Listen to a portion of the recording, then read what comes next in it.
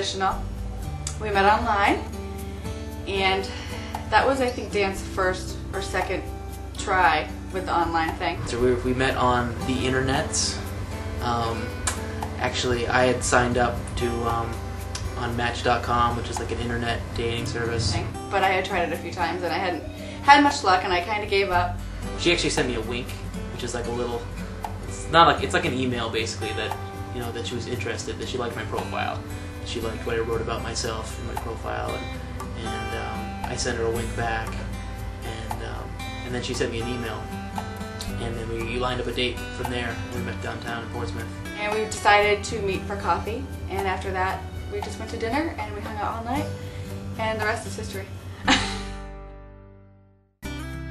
I actually saw her before she did. I saw her, I got there early, so I could get parking downtown, and I almost got in a car crash on the way there. Somebody ran a red light and almost T-boned me, and I locked it up, and my heart was still racing. You know, after I parked the car, I was thinking I just missed getting in an accident. I could have been killed.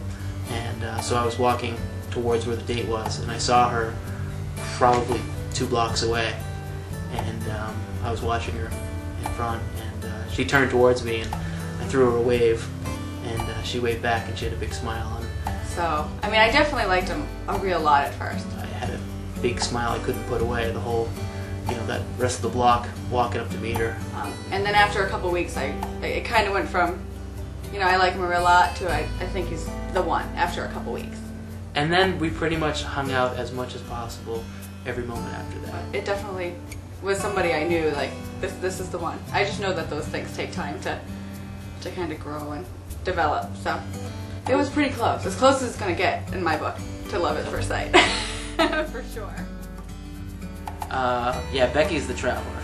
She's been a lot more places than I have, but since we've been together, we've done a lot of small trips. We've done a couple big trips, and I think the one that sticks out in my mind as being a really good time, the best, and we had a lot of nice trips, was when we went to Disney World. And he had never been, and so I kind of felt like it was a time for me to like chauffeur him around and have a little itinerary and get him to see everything. And I think it was really kind of a test, like if he doesn't like Disney World, like this might not work out. And I was apprehensive. I was thinking Disney World for kids, and she made me a believer. It was a good time. It was fun. We got to see a little bit of everything, and I like the World Showcase. For somebody that hasn't seen the world and stuff, I thought it was pretty neat to get a sampling of what other countries were like, and the rides. I love roller coasters and rides, and we were best friends. You know, it was nice to go on a trip like that with my best friend. He really liked it. He had a good time, and all of our pictures are just like, I look back at them and I'm like, he really did have a good time. He wasn't just doing it to kind of make me happy. He really was having a good time. And now we're going again in 6 months, and he's like more excited than I am. So, I would never have imagined myself to get engaged after only 10 months. I always thought it was going to be at least a year or 2. I'd never imagined myself proposing to anybody on the inside of a year. That's pretty wild, but it only took, you know, 9 or 10 months before I knew this is the woman I want to marry. I'm never going to do better than Becky. She's awesome.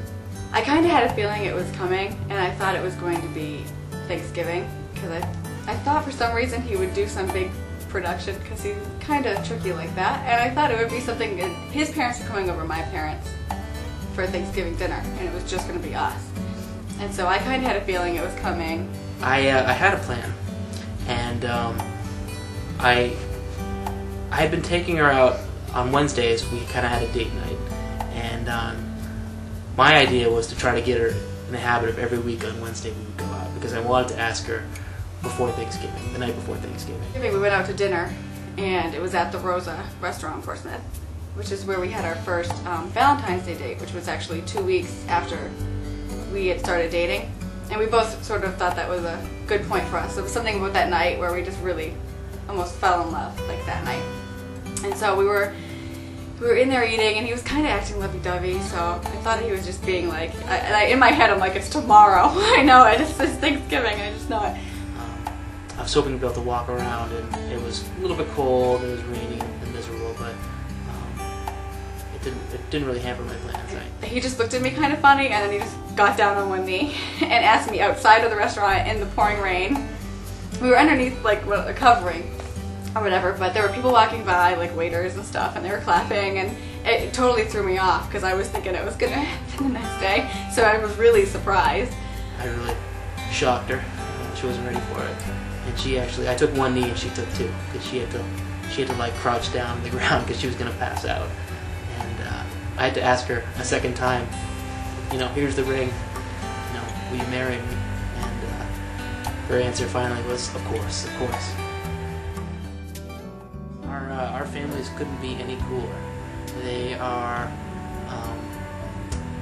they seem to like each other's company a lot, and her parents are the sweetest couple, tied with my parents, and my parents absolutely adore Becky. She adores them. The six of us really get along nice, and it's really a pleasant experience every time we've ever hung out together. I feel really lucky to have a good set of future in-laws.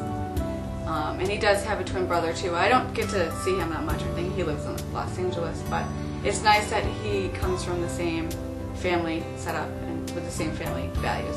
Like both of our parents own businesses and work really hard to get where they are, and they appreciate everything, and they don't take much for granted. And I think it's nice to have somebody who grew up in that same mindset. And I just love his parents. They're so nice. You can pick your spouse, but you can't pick your in-laws. And I totally would have picked my in-laws in this case. If I had the choice to pick in-laws like Becky's parents, I totally would, because they've been supportive. They've been just a joy to hang out with. It's really nice that they're nice, normal people, and that our families get along, that we do holidays together now.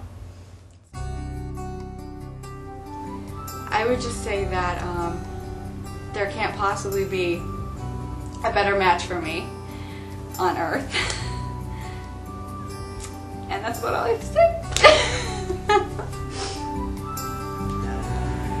I've never ever doubted. From the moment I met her, I've never doubted she was the one. From the first time I saw her, from the first couple of dates to our first really romantic, in-love dinner, our first trip. I've never ever doubted that she was the one for me.